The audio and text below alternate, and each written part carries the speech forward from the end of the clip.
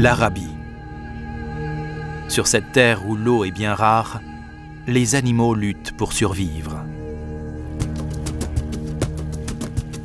Les montagnes du désert cachent derrière leurs flancs un précieux point d'eau, un oued. C'est une ressource vitale pour tous ceux qui doivent faire face à la chaleur accablante. Mais les animaux qui trouvent refuge ici restent à la merci des prédateurs. D'agiles serpents ondulent dans l'eau, traquant leur proie.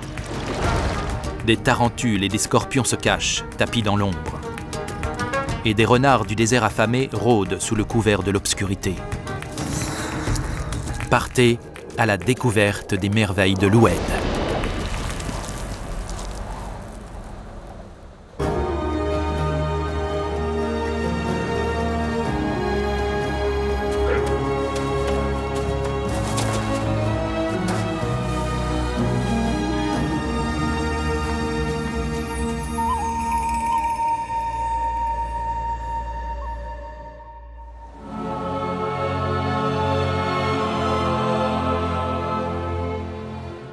L'Arabie renferme l'un des déserts de sable les plus vastes de la planète.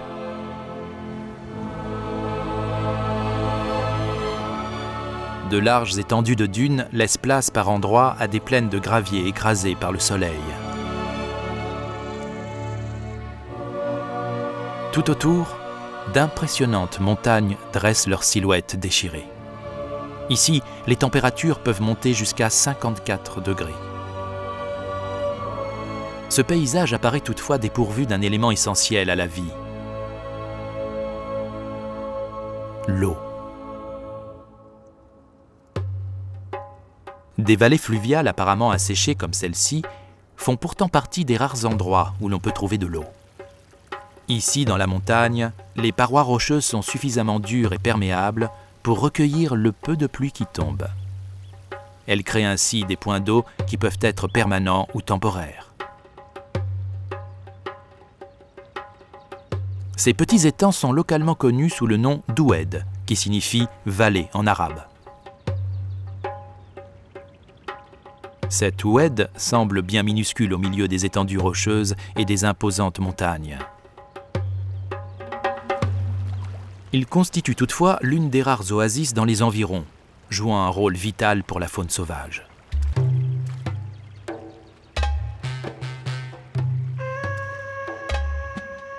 Les crapauds figurent parmi les quelques animaux qui peuvent vivre dans la région tout au long de l'année. De toute évidence, les amphibiens sont très peu nombreux à vivre au cœur de l'Arabie aride. Seules 9 espèces peuplent ce territoire.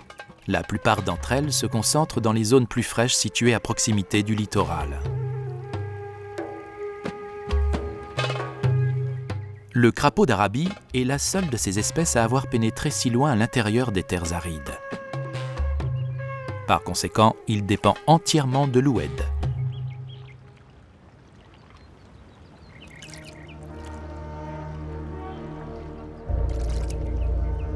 Les mouvements brusques du crapaud attirent l'attention d'un prédateur. Un serpent est en pleine chasse.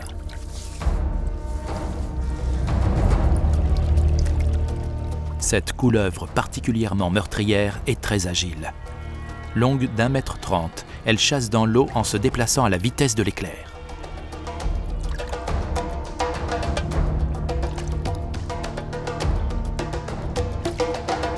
Ce serpent produit un venin léger. Cependant, il n'est pas doté de crochets. Il doit donc mordiller et mâcher sa proie pour que les toxines pénètrent le corps de sa victime.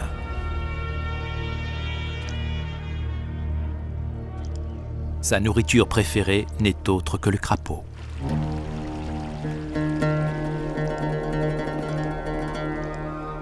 La vue de ce serpent est très sensible au mouvement. À chaque bond du crapaud qu'il perçoit, le prédateur se rapproche un peu plus.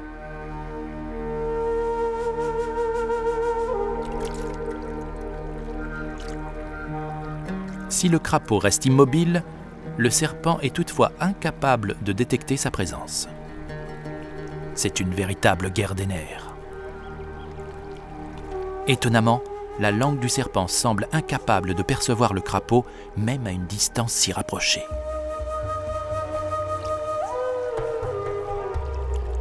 Le courage du crapaud finit par payer.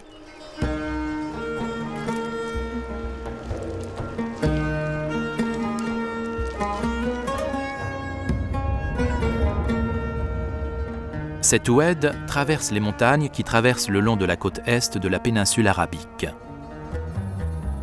Les monts Hajar couvrent une distance de 500 km, s'étendant des Émirats arabes unis au nord jusqu'au sultanat d'Oman au sud.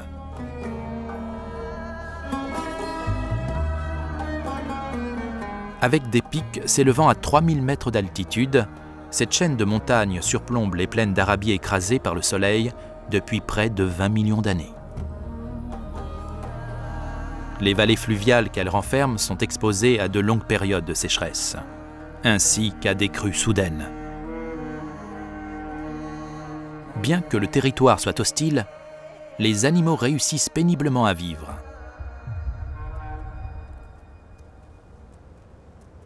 Le maître des lieux vit retranché dans les hauteurs. Il s'agit d'un des animaux les plus rares d'Arabie et du monde. Le tare d'Arabie. On recense moins de 2500 spécimens de cette espèce menacée. Les monts Hajar constituent leur dernier bastion. Sur les hauteurs surplombant l'oued, les ressources sont peu nombreuses. Dépourvues de terre et d'eau, les collines apparaissent désolées et desséchées. La roche très résistante empêche les plantes de prendre racine. Et les flancs stériles des collines ne peuvent pas nourrir de larges groupes de brouteurs, si bien que les tares forment habituellement de petites familles ou se déplacent seuls. Ce mâle semble en avoir assez de vivre en solitaire. Il est temps pour lui de trouver une partenaire.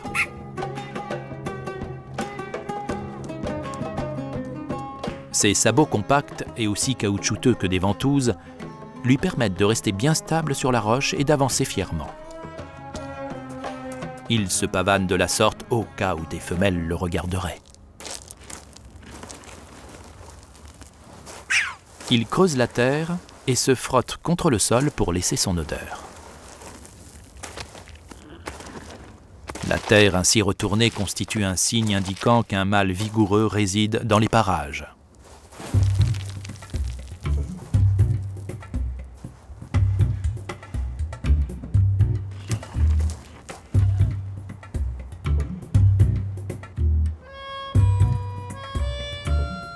Déjà, une femelle tare observe la scène de loin.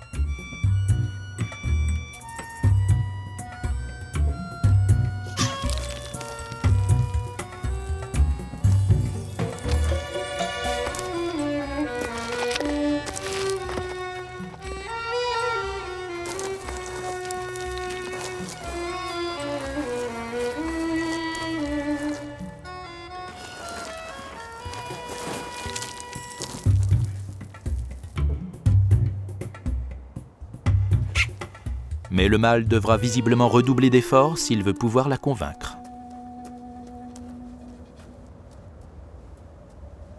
Au pied des pentes, à proximité immédiate de l'oued, d'autres espèces spécialistes de l'escalade rocheuse se sont installées.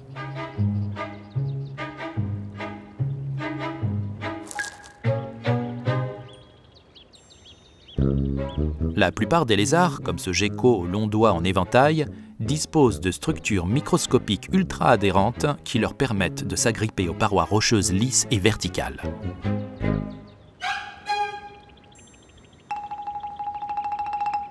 Ce gecko peut donc parfaitement grimper les falaises escarpées qui entourent l'oued.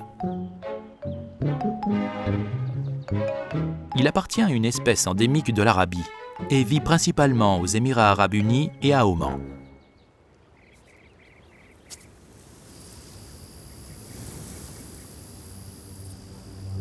Tapi dans l'ombre, une menace mortelle rôde. Il existe environ 1 millier d'espèces de tarentules dans le monde. Celle-ci vient d'être tout juste recensée par la science. Elle a été découverte si récemment qu'elle ne porte pas encore de nom. Elle est unique à l'habitat de l'Oued d'Arabie.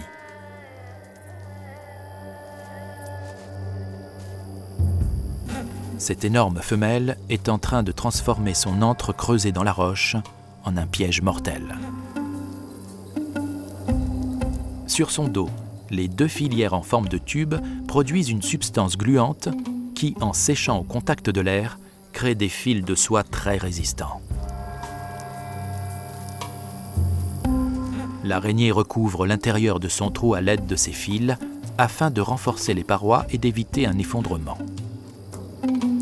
Mais certains filaments de soie s'étendent au-delà du refuge. Ils forment un piège qui permet à l'araignée de détecter si une créature pénètre dans son champ d'attaque.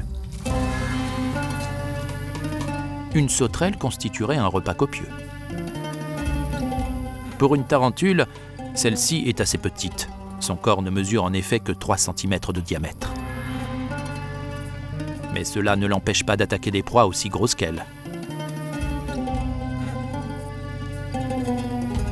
Il suffit qu'un insecte frôle les fils du piège et la partie est perdue pour lui.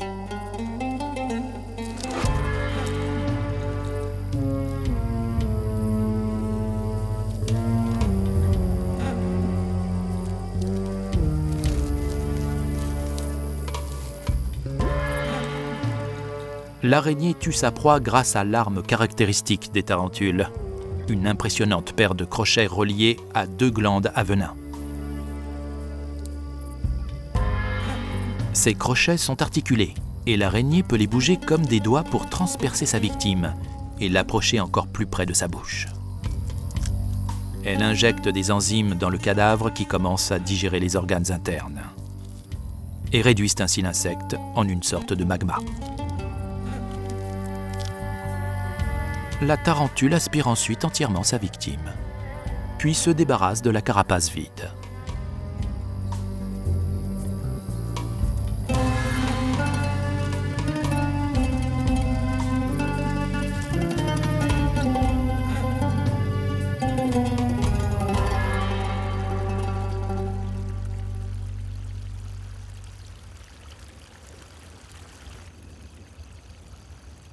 La nuit tombe vide sur l'Oued et la contrée.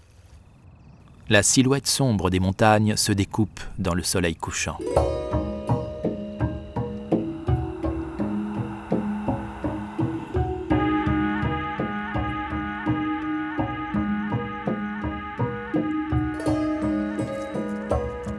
Dans la nuit, éclairé par quelques rayons ultraviolets, surgit un dangereux scorpion. Les composants fluorescents constituant sa carapace sont à l'origine des étranges couleurs qu'il affiche. Mais les raisons pour lesquelles ces teintes brillent quand elles sont exposées à un rayonnement UV restent un mystère. Des études récentes ont révélé que la propriété fluorescente de la carapace des scorpions transforme leur corps en un capteur de lumière géant, dont la partie la plus sensible est la queue.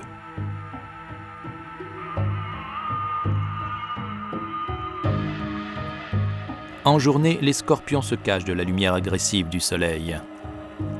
Mais des études préliminaires ont démontré que ces arachnidés sont également moins actifs lors des nuits de pleine lune. On suppose que la fluorescence du scorpion l'aiderait à déterminer le moment le plus propice pour aller chasser lorsque la lumière est très faible.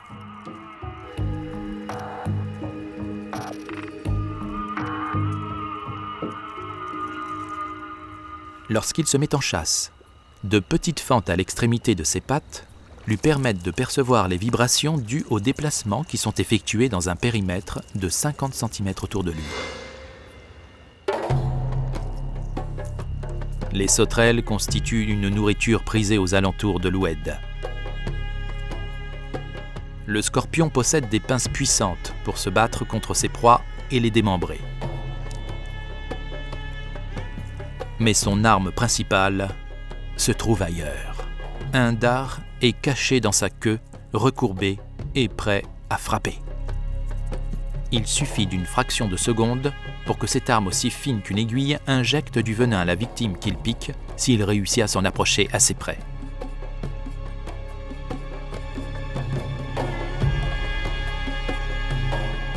Avant que l'insecte meurtrier ait pu porter un seul coup, un autre chasseur nocturne vient le déranger.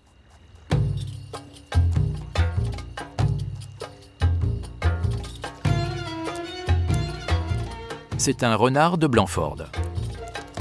Ce petit canidé, agile, est actif uniquement la nuit.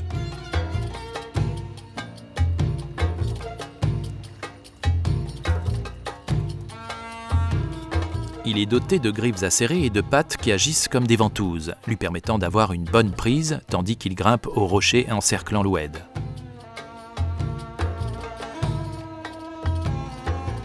Sa longue queue fait office de balancier.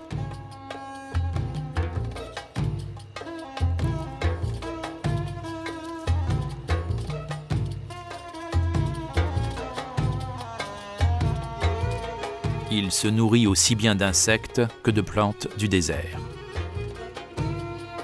Mais ce soir, ce sont visiblement de petits mammifères qu'il chasse. Ces derniers doivent se trouver au bord de l'eau.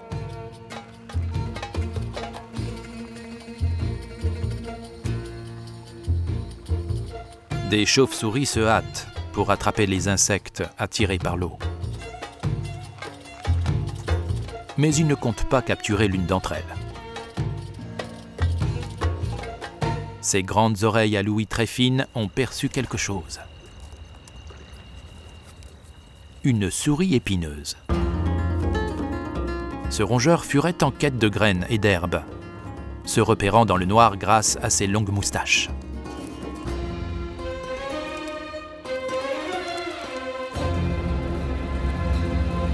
Pour le renard, ce repas est plutôt bienvenu.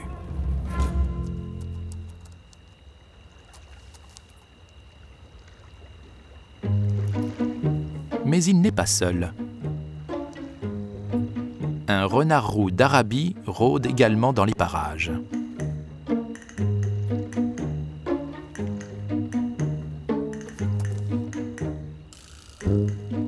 Aucun prédateur ne tolère de concurrence quand il s'agit de se nourrir.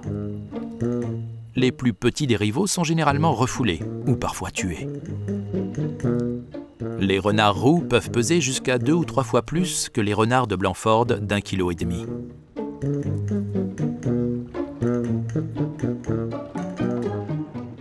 Ne souhaitant pas engager de bagarre, le petit renard rebrousse chemin pour rejoindre les hauteurs.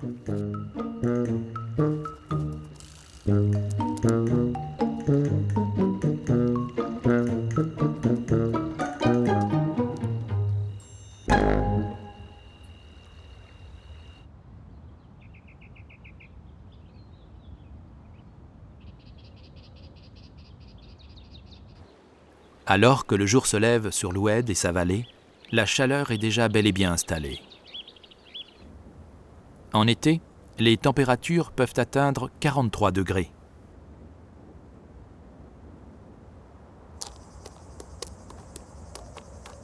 Mais la chaleur toujours plus forte ne semble pas éprouver le mal tard.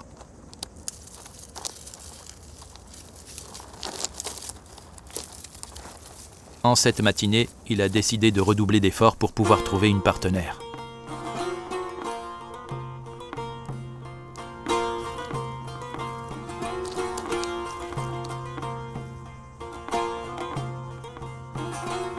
Une femelle se repose à l'ombre du peu de végétation environnante.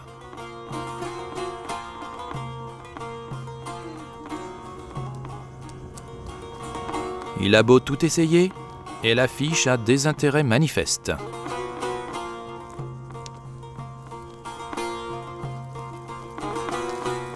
Le mâle ne peut pas en rester là.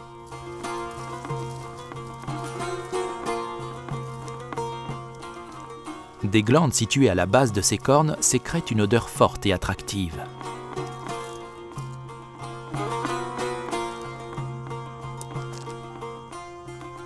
Mais la femelle ne semble pas impressionnée. Il continue à marquer le territoire de son odeur. Il urine sur le sol et imprègne ensuite son pelage d'urine.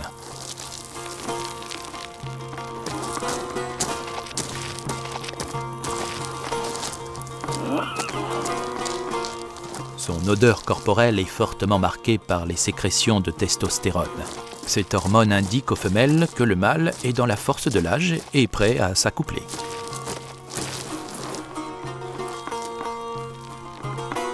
En remuant la terre avec ses cornes, il répand ainsi son odeur. Les glandes sur sa tête renforcent les effluves tandis qu'il se frotte.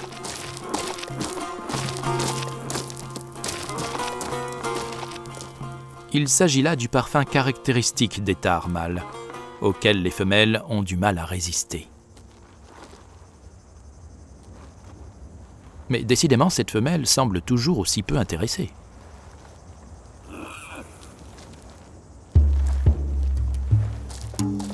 Son attitude indolente pousse finalement le mâle frustré dans ses derniers retranchements. En désespoir de cause, il entame une parade.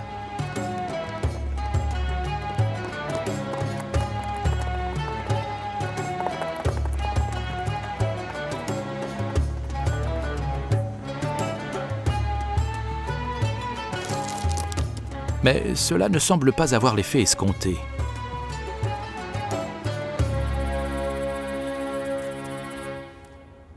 Il y est peut-être allé un peu fort.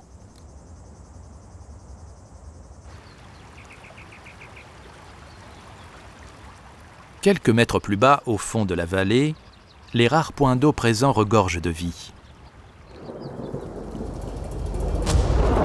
Ils sont peuplés par des poissons d'eau douce.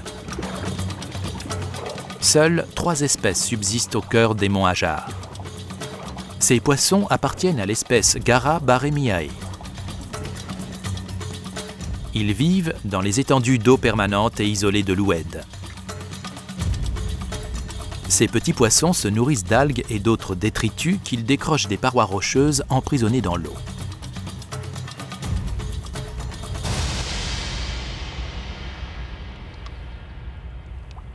Leur survie dépend des pluies indispensables pour remettre à niveau leur refuge qui s'assèche petit à petit.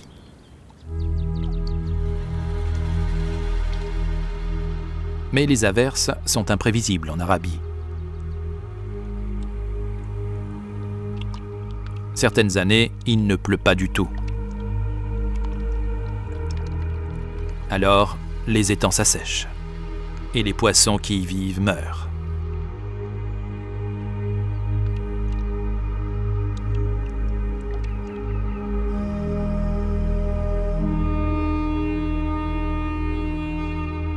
Lorsque les eaux de l'Oued s'évaporent, les crapauds disparaissent à leur tour.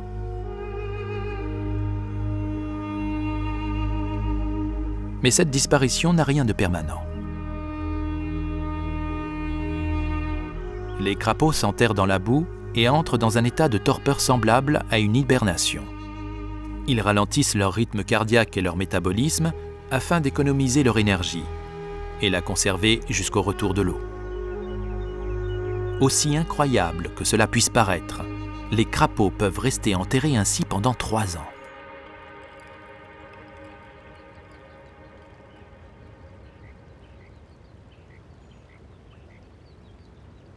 Peu d'humidité pénètre à l'intérieur des terres d'Arabie. Mais ici, à une altitude aussi haute que celle de ces montagnes, il arrive que les rares nuages qui passent se condensent.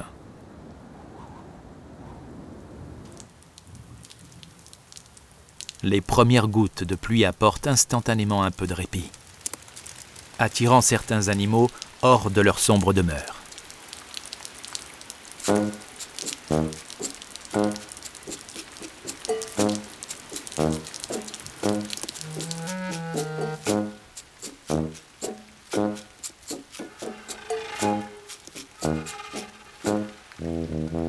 Ce gecko possède l'incroyable capacité d'être totalement imperméable à l'eau. De minuscules piquants, semblables à des poils, recouvrent ses écailles et les empêchent totalement d'absorber les molécules d'eau. Ces dernières forment alors de grosses gouttes d'eau qui coulent sur leur peau. Cette petite astuce est propre aux geckos et leur permet de rester propres et de se prévenir des infections fongiques.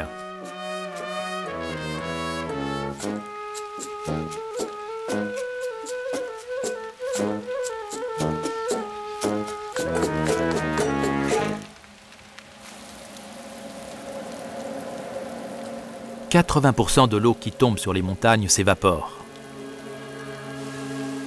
Le reste ruisselle sur les parois de roche et s'infiltre dans les fissures. La pluie tombe sur les monts Hajar à fréquence très irrégulière.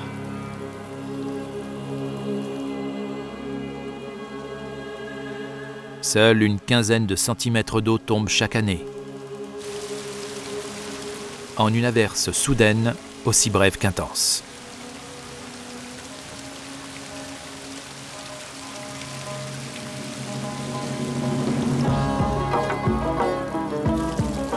Les crapauds savent d'instinct que lorsque la pluie arrive, elle peut s'abattre avec fureur.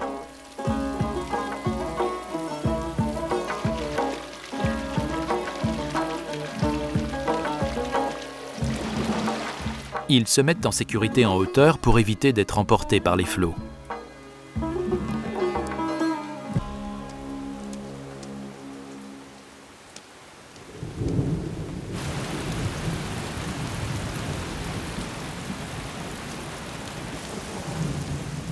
En ruisselant sur les flancs des falaises, l'eau forme un courant qui descend dans la vallée.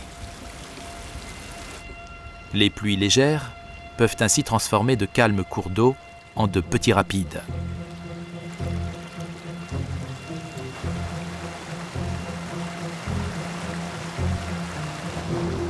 Alors que les crapauds se tiennent à l'écart, les poissons garas adoptent une attitude totalement inverse face à la présence de ces eaux vives. C'est l'occasion qu'ils attendaient avec impatience. Leur instinct les pousse étrangement à explorer les cours à contre-courant, dans un besoin d'élargir constamment leur territoire. Ils profitent donc de toutes les occasions qui se présentent à eux pour remonter le courant et occuper le plus d'espace possible. C'est de cette manière que l'espèce peut progressivement repeupler des zones où les habitants précédents ont péri. Mais il ne s'agit pas juste de remonter la rivière par bancs entiers. Ces poissons entreprennent une véritable épopée.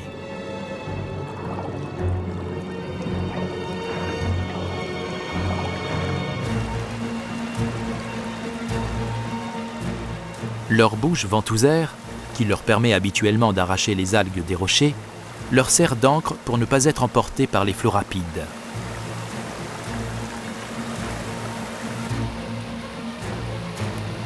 Un groupe de poissons avance doucement le long des rochers. Les poissons doivent rester dans une zone où assez d'eau s'écoule pour pouvoir respirer. Mais ils doivent s'écarter du flux principal pour ne pas être violemment emportés en aval.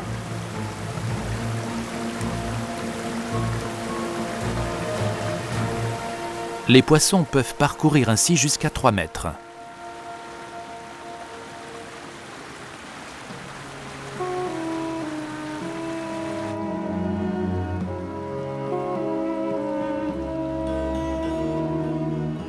Ceux qui réussissent à gagner de nouveaux étangs bénéficient de nombreux avantages. De la nourriture et un nouveau territoire à peupler.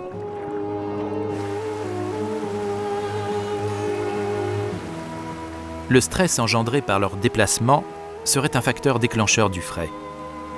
Cela permet ainsi d'assurer que chaque nouvel étang conquis est rapidement repeuplé par les pionniers. Leurs œufs gluants s'agglomèrent autour des graviers pour ne pas être emportés par le courant.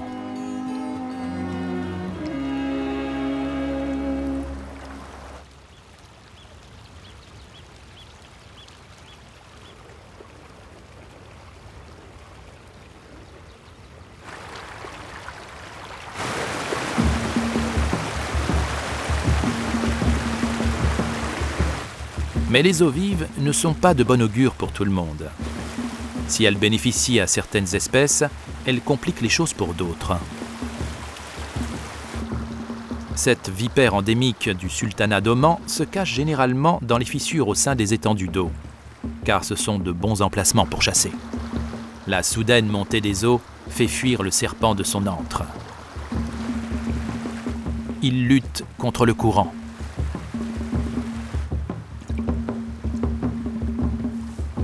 Par chance, l'eau le rapproche des rochers sur lesquels il grimpe pour se mettre à l'abri un peu plus en hauteur.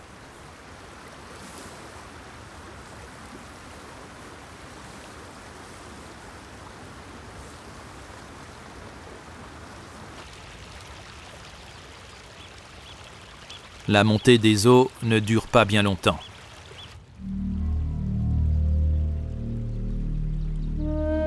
Mais assez pour faire des victimes. Une chèvre morte gît au bord de l'eau. Elle s'est peut-être retrouvée piégée par la crue soudaine ou a été emportée par le courant.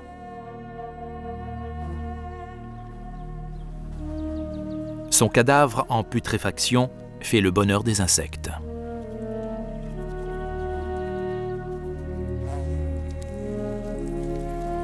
Leur cycle biologique s'achevant en seulement quelques jours, les insectes peuvent facilement tirer profit de nouvelles opportunités.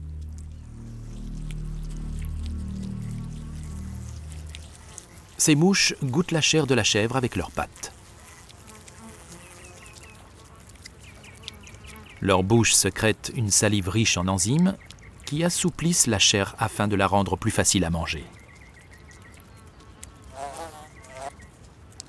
Elles cherchent également des endroits où pondre leurs œufs, afin que les larves puissent éclore et se joindre au festin. Les guêpes sont mieux équipées pour faire face à des carcasses aussi coriaces.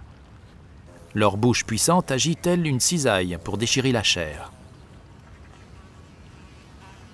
Les guêpes adultes se nourrissent essentiellement de plantes, mais elles ramènent de pleines bouches de viande jusqu'à leur nid pour nourrir leurs larves carnivores affamées.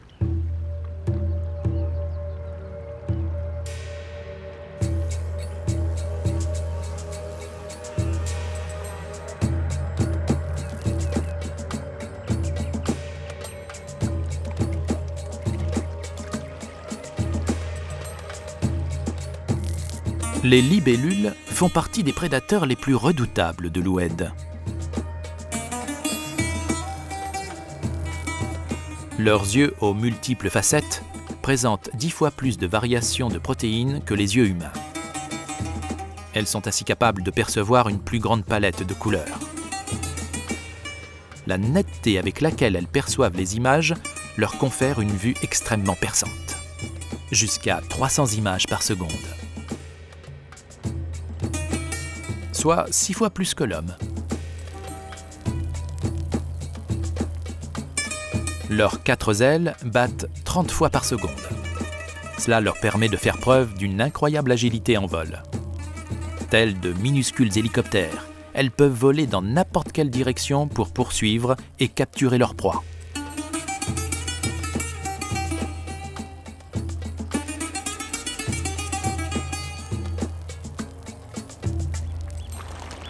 La grande concentration d'insectes attire de nombreux oiseaux.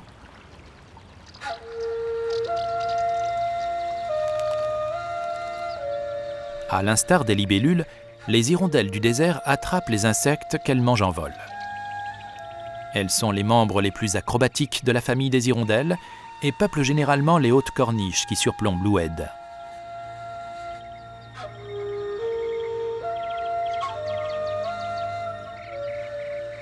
Là, les couples reproducteurs construisent leurs nids en utilisant la boue fraîche de la vallée. Cela peut prendre plusieurs semaines pour bâtir un nid. Leur refuge ainsi haut perché protège les oisillons des prédateurs.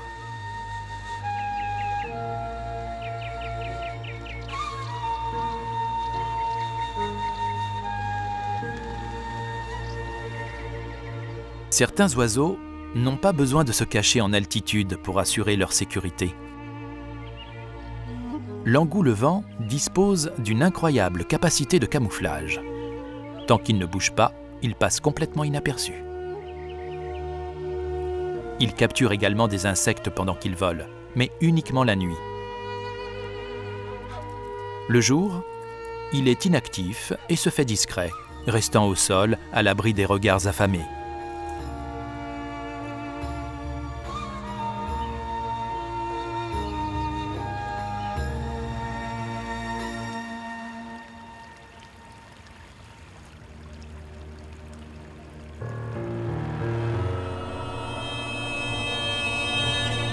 Le long de l'oued, les étendues de roches lisses offrent peu de cachettes.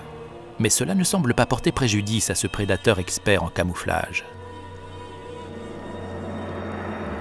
Cette vipère, qui a failli se faire surprendre par les eaux tout à l'heure, figure parmi les habitants les plus meurtriers de l'Oued.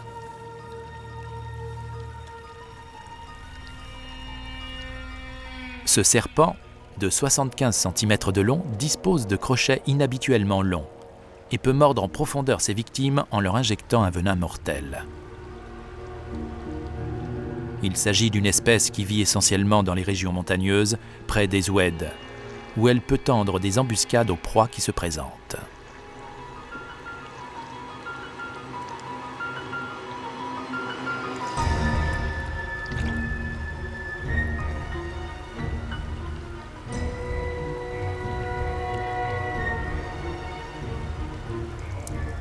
Ce crapaud constituerait un copieux repas pour le prédateur, s'il s'approchait assez pour être à la portée du reptile.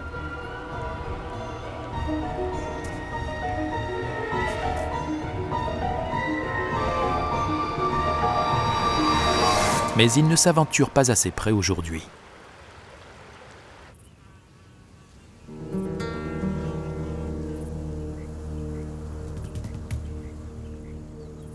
Alors que les crues sont terminées depuis longtemps, une certaine humidité flotte encore dans l'air. Durant les semaines qui suivent la période des pluies, l'humidité et l'irrigation intense engendrées par les averses favorisent le développement de la végétation dans l'Oued.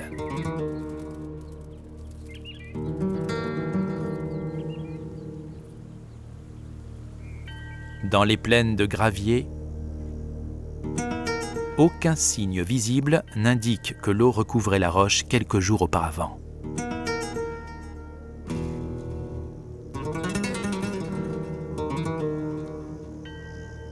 Mais la végétation habituellement rabougrie se révèle verdoyante et abondante. Les gazelles des montagnes s'empressent de profiter de la soudaine présence de végétaux gorgés d'humidité. À l'instar de nombreuses espèces habituées au désert, ces gracieuses antilopes s'hydratent principalement grâce à l'humidité contenue dans les plantes dont elles se nourrissent. Ici, les possibilités de s'abreuver à des points d'eau fraîche sont loin d'être nombreuses.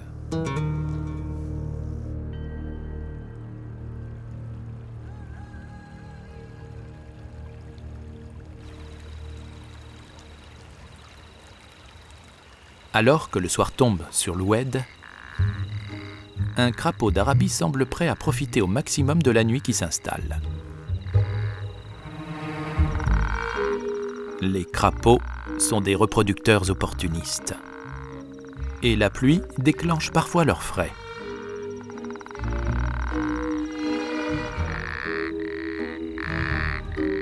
Ce crapaud est prêt à s'accoupler. Il doit donner de la voix pour chanter une sérénade aux femelles. La poche située au niveau de sa gorge enfle pour amplifier le son, faisant résonner ses cris dans tout l'Oued.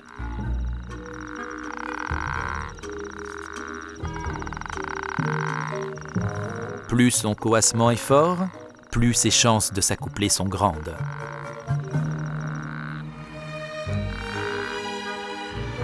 Mais il a des rivaux. Rapidement, une véritable chorale de crapauds se forme. Un chœur de mâles esselés qui entonnent leurs plus beaux chants. L'un d'entre eux repère une femelle et grimpe soudainement sur son dos.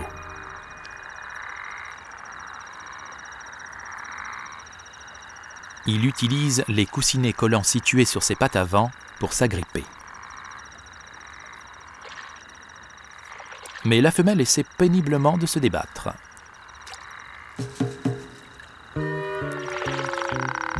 Il y a toutefois un problème. La femelle s'avère être un mâle. Chez la plupart des crapauds, seuls les mâles disposent d'une poche qui enfle au niveau de leur gorge, leur permettant d'amplifier leurs cris. Il n'est pas rare que les crapauds mâles grimpent les uns sur les autres. En temps normal, un cri de protestation de la part du mâle pris pour cible suffit à repousser le prétendant. Mais cette fois, ce n'est pas le cas. Le prétendant s'accroche au contraire fermement, déterminé à procéder à l'amplexus, à savoir l'accouplement qui entraîne le frai chez les amphibiens à fécondation externe. Les mâles peuvent rester ainsi accrochés au dos des femelles pendant des heures, voire des jours entiers, attendant le moment où leur partenaire pondra ses œufs.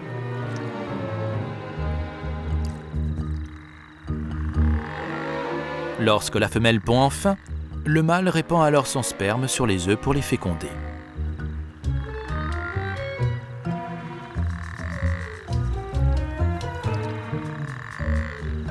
Mais ce soir, ses efforts sont vains. Le mâle finit par relâcher sa prise et s'en va essayer de nouveau ailleurs.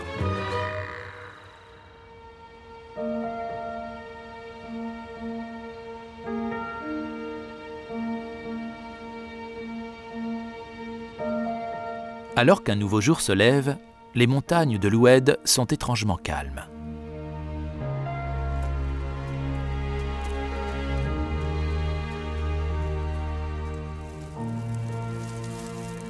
Au sommet des pentes rocheuses, la complexe parade nuptiale du Thar semble avoir finalement porté ses fruits.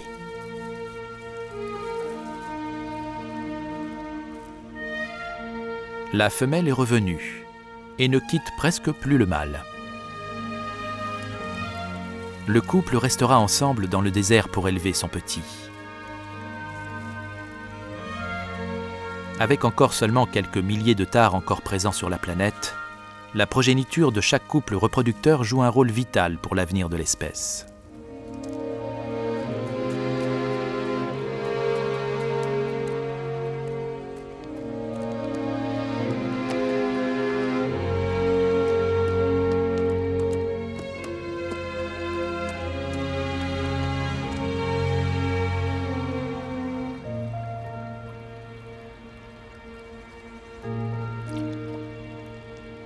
Quelques semaines après le frai des crapauds, les étangs temporaires regorgent de têtards de crapauds d'Arabie. Ils sont en plein développement vers la maturité. Ils mangent autant qu'ils le peuvent en cette période de croissance où leur corps se transforme. Plus ils mangent, et plus vite leur métamorphose s'achèvera. Leurs pattes arrière vont se développer à la base de leur queue, qui commence à rétrécir. Quant à leur bouche, leurs lèvres qui sucent les algues se transformeront en puissantes mâchoires croqueuses d'insectes. Enfin, la transformation la plus importante remplacera leurs branchies externes en une paire de poumons internes. Seuls ceux dont le corps arrivera au bout de cette métamorphose pourront survivre quand les étangs temporaires s'assécheront. Tous les jeunes poissons garas qui ont grandi dans les petites étendues d'eau temporaires vont instinctivement relever l'un des défis les plus importants de leurs primes années. Ils vont devoir rejoindre les eaux des points d'eau permanents. Dans seulement quelques semaines, le courant d'eau qui descend des collines va totalement cesser de s'écouler et la plupart des étangs vont s'assécher. Il ne restera plus beaucoup de points d'eau dans l'Oued, mais tant que les poissons réussiront à rejoindre ces sanctuaires permanents, ils pourront survivre. Le voyage est toutefois long et difficile. De nombreux poissons échouent et se retrouvent presque à sec. Incapables de respirer l'air qui les entoure progressivement, ils halètent, essayant de trouver de l'oxygène dans le peu d'eau encore présente. Leurs corps puissants frétillent et rebondissent alors qu'ils essaient de trouver un chemin vers une autre flaque.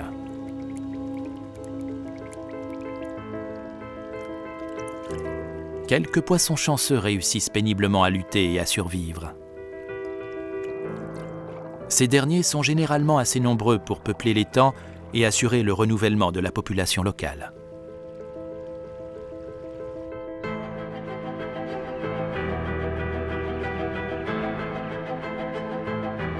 Dans cet environnement des plus hostiles, tous les animaux vivent sur le fil du rasoir.